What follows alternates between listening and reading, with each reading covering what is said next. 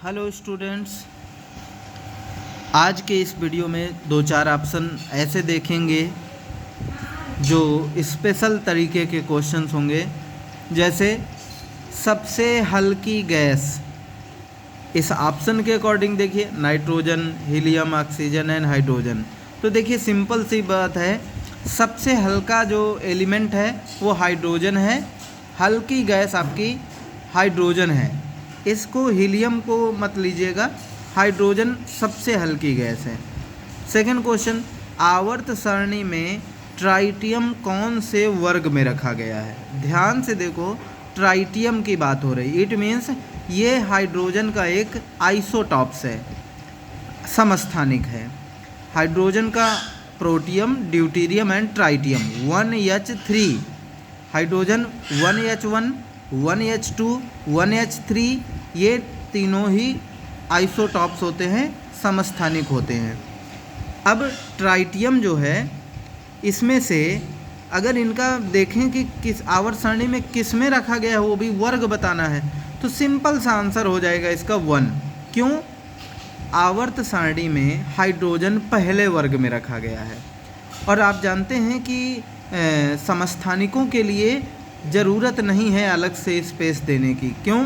Atomic number के according रखा गया है, और according to atomic number first वर्ग में हाइड्रोजन 1 एटॉमिक नंबर, और ट्राइटियम का भी एटॉमिक नंबर 1 ही होता है। इसलिए हाइड्रोजन के साथ ही बोलेंगे, या यूँ कहें कि ट्राइटियम, ड्यूटेरियम एंड हाइड्रोजन तीनों फर्स्ट वर्ग में स्टार्टिंग में पहला रखा गया है। ओके, नेक्स्ट, हाइड्रोजन इलेक्ट्रॉन त्याग कर H+ देता है। बिल्कुल, हाइड्रोजन अगर इलेक्ट्रॉन रिमूव कर दे अपना तो H+ बनेगा। ठीक है, H+ बनेगा। यह गुण किसके समान है? अगर कोई स्पीसीज यानी एलिमेंट इलेक्ट्रॉन डोनेट कर रहा है तो एज ए मेटल वो काम करेगा। बट यहाँ प्रॉब्लम ये है कि देखिए क्वेश्चन में संक्रमण धातुओं की तरह, हैलोजन की तरह, अक्रिय गैस की तरह, क्षार धातुओं की तरह, तो भाई H+ अगर दे रहा है तो इनर्ट गैस तो हो नहीं सकती, क्योंकि इनर्ट गैस तो कोई इलेक्ट्रॉन डोनेट नहीं करती।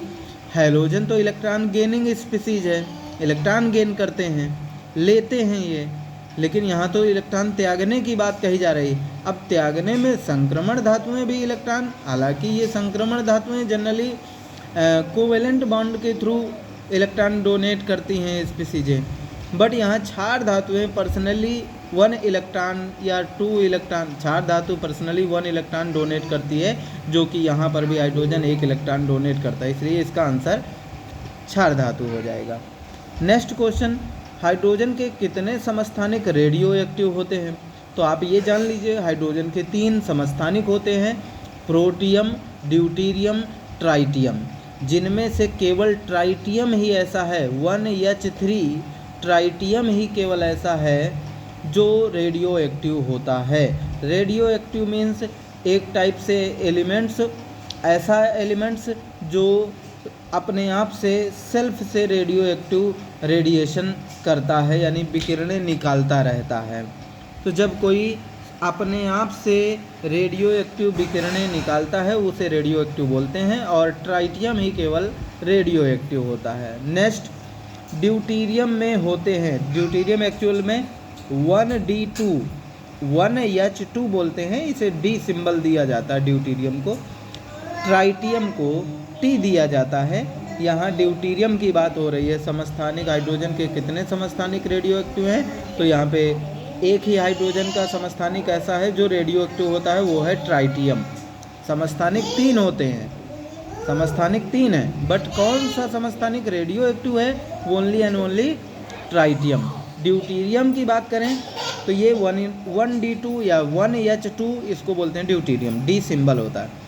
ध्यान से देखो तो इसमें 1 इलेक्ट्रॉन हो जाएगा, क्योंकि एटॉमिक नंबर 1 है, इट मीन्स प्रोटॉनों की नंबर 1 एंड इलेक्ट्रॉनों की नंबर 1 सेम है। प्रोटॉन एंड इलेक्ट्रॉन दोनों सिमिलर होते हैं, तो 1 इलेक्ट्रॉन 1 प्रोटॉन। और ध्यान से देखो, इस एटॉमिक वेट में अगर प्रोटॉन हटा लें, यानी 1 हटा लो, तो 1 जो बचेगा वो है न्यूट्रॉन। इसका मतलब है ड्यूटेरियम में 1 प्रोटॉन होता है, एक न्यूट्रॉन होता है और एक इलेक्ट्रॉन भी होता है। बट इसके ऑप्शन के अकॉर्डिंग केवल 2 प्रोटॉन गलत, केवल 2 न्यूट्रॉन गलत, उपरोक्त में से कोई नहीं गलत। बट यहाँ सही है, एक प्रोटॉन होता है और एक न्यूट्रॉन होता है, हालांकि एक इलेक्ट्रॉन भी होता है, ध्यान रहे। ओके, ऑप्शन के अकॉर्डिंग ए ऑप्शन ही आपका करेक्ट हो जाएगा। ठीक है, इस तरह से आपको क्वेश्चन मिलेगा। नेक्स्ट में आप आगे के देखेंगे कुछ